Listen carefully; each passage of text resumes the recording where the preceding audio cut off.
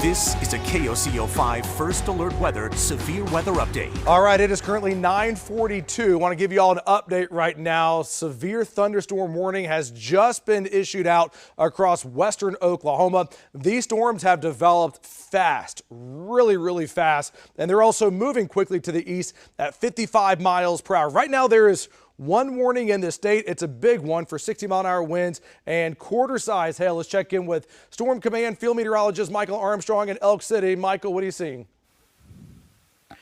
Yeah, Damon, we're here just on the north side of Elk City right now. Just a tremendous lightning display here as we're looking to the north and west of Elk City. There are some areas along the line that looks like they have some hail embedded in them. I wouldn't say super large hail, but maybe up to quarter-size hail.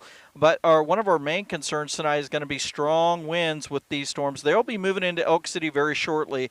It's already thundering pretty good, and we've got a lot of lightning out here in western Oklahoma. Back to you. Yeah, these storms, they have gone up really fast, and they are certainly producing quite a bit of electricity. So one large severe thunderstorm warning.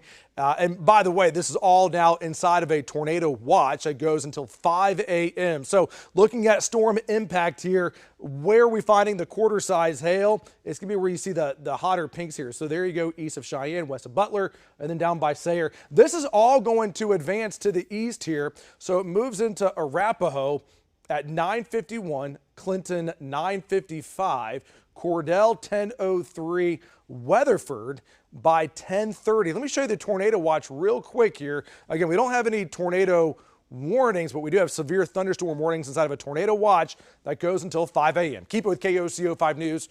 We'll bring you the first alert.